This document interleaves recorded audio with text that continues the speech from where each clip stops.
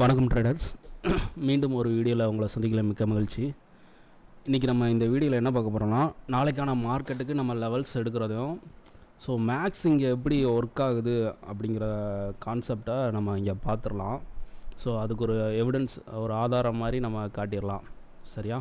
Seller point of வியூவில் அது எவ்வளோ தூரம் அது துல்லியமாக இருக்குது அப்படிங்கிறத நம்ம கணக்கு பார்த்துடலாம். இப்போ நம்ம என்னோடய சேனலுக்கு நீங்கள் இப்போ தான் புதுசாக வர்றீங்கன்னா சப்ஸ்கிரைப் பண்ணிக்கோங்க, கூட பெல் ஐக்கானையும் ப்ரெஸ் பண்ணிக்கோங்க. அது மட்டும் இல்லாமல் என்னோடய சேனலில் ஃப்ரீ டெலிகிராம் லிங்க் இருக்குது. ஸோ விருப்பம் இருக்கிறவங்க ஜாயின் பண்ணிக்கோங்க. லைவ் மார்க்கெட் ஹவர்ஸில் என்னோடய அப்டேட்ஸ் இருக்கும். மார்க்கெட் நிஃப்டி, நம்ம நிஃப்டியில் மட்டும்தான் பண்ணிக்கிட்டு இருக்கோம். ஸோ அதோட அப்டேட்ஸ் நாங்கள் கொடுத்துட்ருப்பேன். உங்களுக்கு யூஸ்ஃபுல்லாக இருக்கும் பட்சத்தில் நீங்கள் இந்த ஃப்ரீ டெலிகிராம் லிங்க்லேயும் ஜாயின் பண்ணிக்கலாம். இப்போ நம்ம வீடியோக்குள்ளே போயிடலாம். இப்போ பார்த்தீங்கன்னா இது நிஃப்டியோட 5 மினிட்ஸ் ஸ்பாட் ஷார்ட்டு. நாளைக்கான லெவல்ஸ் இதுதான். ஸோ இங்கே என்னென்ன கொடுத்துருக்கோம், லாஸ்ட்டு ட்ரேடிங் டேஸோட ஹை அண்ட் லோ மார்க் பண்ணியிருக்கேன். அதோட ப்ரீவியஸ் க்ளோஸ் இந்த 3 பாயிண்ட் நான் எடுத்துக்கிட்டாச்சு. அதோட ஏடிஎம் அட் த மணியாக 22,600 கிடைச்சது. ஸோ அதோட ப்ரீமியத்தை வச்சு 2 லெவல்ஸ். ஸோ ரேஞ்சு அதே மாதிரி நம்ம எடுத்துக்கிட்டாச்சு. ஸோ 4 லெவல்ஸை இங்கே மார்க் பண்ணியிருக்கேன்.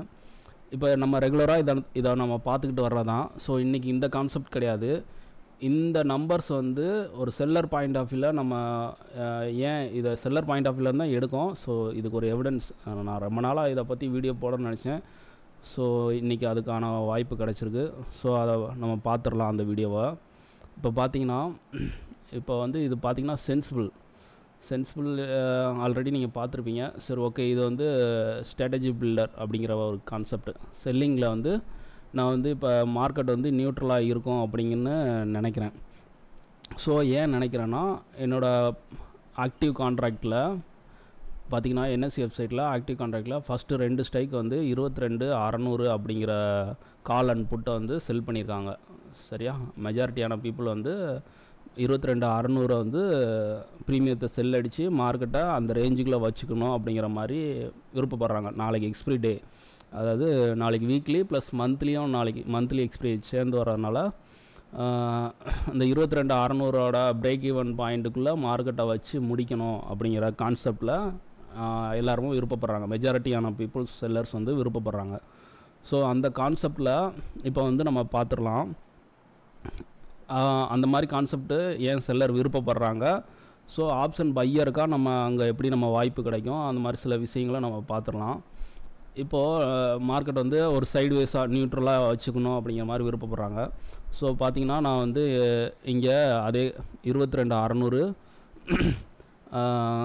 ஒரு கால் அண்ட் புட்டை ப்ரீமியத்தை செல் அடித்தா ஒரு பிரேக் ஈவன் பாயிண்ட் இந்த இருக்குது பார்த்திங்களா, பிரேக் ஈவன் பாயிண்ட் காலுக்கும் புட்டுக்கும் இங்கே கொடுத்துருக்காங்க. ஸோ இந்த லெவல்ஸை பிரேக் பண்ணாத வரைக்கும் செல்லர் பேனிக் ஆக போகிறது கிடையாது. ஸோ மார்க்கெட்டில் இது ஒரு ரேஞ்சு,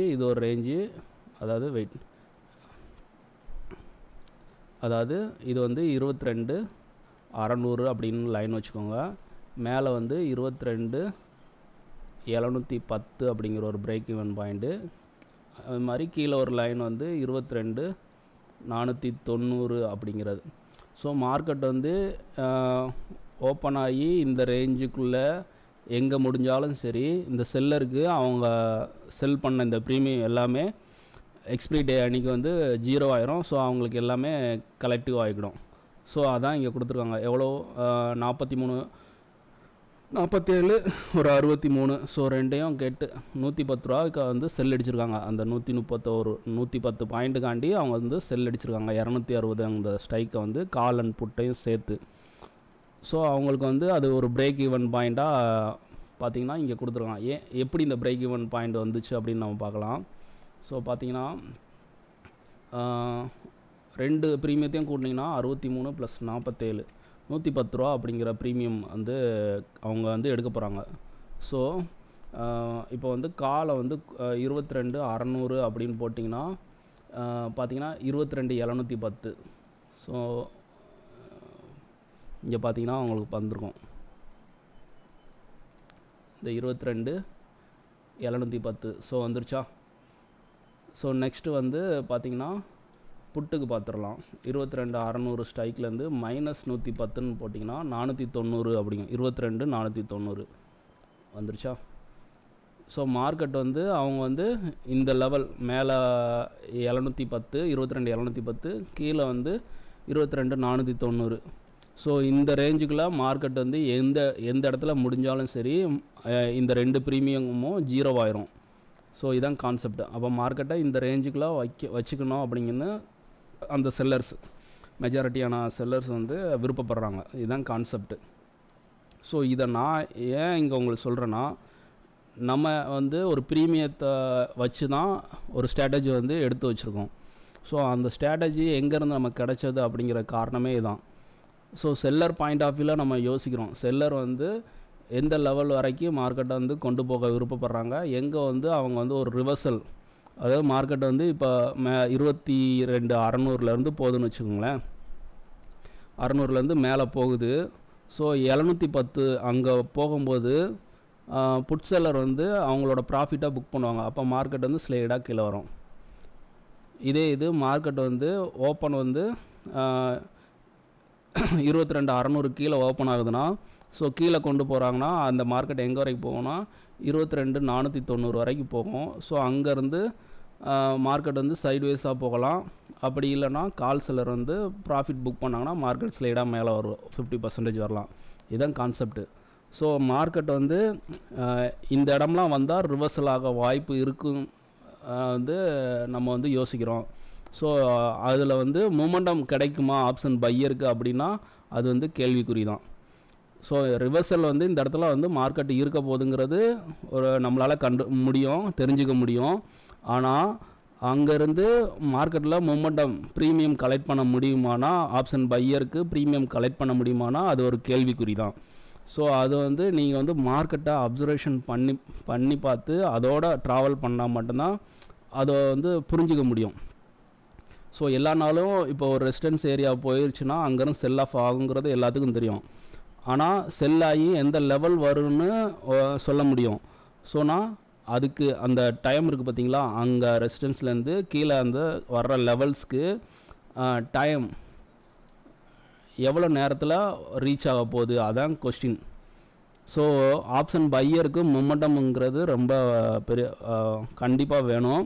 ஸோ நீங்கள் என்ட்ரி எடுத்த பொசிஷன்லேருந்து 1 hour ஒரு 15 மினிட்ஸ்க்குள்ள உங்களோட டார்கெட் மார்க்கெட் வந்து உங்கள் டைரக்ஷனை நோக்கி மூவ் ஆகிருச்சுன்னா உங்களால் ப்ரீமியம் கலெக்ட் பண்ண முடியும்.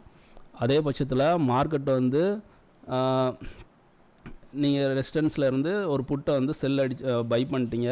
ஸோ மார்க்கெட் வந்து அங்கேயே நிற்கின்னு வச்சுக்கோங்களேன். டைம் ஆக ஆக உங்களுக்கு ப்ரீமியம் வந்து கரைய ஆரம்பிச்சிடும். நீங்கள் எடுத்த ஸ்டாப் லாஸ் வந்து ஆட்டோமேட்டிக்காக ட்ரிகர் ஆகிறதுக்கு வாய்ப்பு இருக்குது. ஸோ ஆப்ஷன் பையருக்கு ஒரு எதிரி அப்படின்னா அந்த டைம் தான் வந்து எதிரி. ஸோ ஒரு மொமெண்டம் வந்து குயிக்காக கிடைக்கணும். உங்களோட என்ட்ரி எடுத்ததுலேருந்து உங்களோட பொசிஷனை நோக்கி மார்க்கெட் போகிற ஸ்பீடு வந்து அதிகமாக இருக்கணும். ஸோ அது அங்கே உங்களுக்கு கிடைக்கல, ஆப்ஷன் பையர் கிடைக்கலன்னா அங்கே வந்து நீங்கள் நஷ்டம் அடைகிறதுக்கு ரொம்ப வாய்ப்பு அதிகம். அதுக்கு தான் ஒன் சைடு மார்க்கெட்டில் யாருனாலும் ப்ராஃபிட் பண்ணிடலாம். இப்போ ஓப்பன்லேருந்து மார்க்கெட் ஒரே டைரெக்ஷனில் போகுதுன்னா ஒரு ரெசிஸ்டன்ஸை பிரேக் பண்ணி மார்க்கெட் போய்கிட்டே இருக்கும். ஸோ ப்ராஃபிட் பண்ணுறது ஈஸி. அதே மாதிரி ஒரு டவுன் ட்ரெண்ட் மார்க்கெட்டில் வந்து சப்போர்ட்டை வந்து பிரேக் பண்ணி மார்க்கெட் போய்கிட்டு இருக்கும். ஸோ இதிலெல்லாம் ப்ராஃபிட் பண்ணுறது ஈஸியான விஷயம். ஆனால் ஆப்ஷன் பையராக வந்து ஒரு சைடுவேஸ் மார்க்கெட்டுக்குள்ளே ப்ராஃபிட் பண்ணுறது கடினமான விஷயம். இந்த சைடுவேஸ் மார்க்கெட்டில் நீங்கள் வந்து ஒரு பிரேக் அவுட் கிடச்சிருச்சு அப்படின்னு ஒரு லாங்க்கு ஒரு என்ட்ரி எடுப்பீங்க. ஸோ அங்கேருந்து மார்க்கெட் செல் ஆஃப் ஆயிரும். அதே மாதிரி கீழே ஒரு பிரேக் அவுட் கிடச்சிருச்சுன்னு என்ட்ரி எடுப்பீங்க, மார்க்கெட் அந்த சப்போர்ட்லேருந்து மேலே போகும். ஸோ வந்து இது ஓவர் ட்ரேட் அப்படிங்கிற கான்செப்டில் அவங்க கொண்டு போயிடும். ஸோ சைடுவேஸ் மார்க்கெட்டை எப்படி கண்டுபிடிக்கிறதுனா ப்ரீமியம் மெல்ட் ஆகிறத வச்சு நம்ம கண்டுபிடிச்சிடலாம். ஸோ ஆப்ஷன் பையராக நமக்கு இன்றைக்கி வாய்ப்பு இல்லைன்னு அன்றைக்கி ஒதுங்கி இருந்துடலாம். இதுதான் கான்செப்ட்டு. எல்லா நாளும் ஆப்ஷன் பையருக்கு வாய்ப்பு கிடைக்குமானா கண்டிப்பாக கிடையாது. வாரத்தில் ஒரு நாள் 2 நாள் அப்படிங்கிற மாதிரி தான் ஆப்ஷன் பையருக்கு வாய்ப்பு கிடைக்கும். அன்றைக்கான சரியான ஒரு இடத்துல நம்ம வந்து என்ட்ரி கொடுத்து நம்மளோட ப்ரீமியத்தை கலெக்ட் பண்ணிட்டு வர்றது தான் ஆப்ஷன் பையருக்கான வேலை. டெய்லி ட்ரேட் அப்படிங்கிறது இங்கே கான்செப்ட் ஆப்ஷன் பையருக்கு கிடையாது. ஸோ நம்பர்ஸ் வந்து இங்கே எவ்வளோ தூரம் ஒர்க் ஆகுது அப்படிங்கிறக்காண்டி உங்களுக்கு இங்கே சொல்கிறக்காண்டி தான் இந்த விளக்கம். ஸோ அடுத்தடுத்த வீடியோக்குள்ளே நான் இதை இன்டெப்த்தாக வந்து இதில் வேறு என்னென்ன பார்க்க வேண்டியிருக்கு அடிஷ்னலாக அப்படிங்கிற மாதிரி டாப்பிக்கில் பேசலாம். ஸோ நாளைக்கான லெவல்ஸ் வந்து பார்த்திங்கன்னா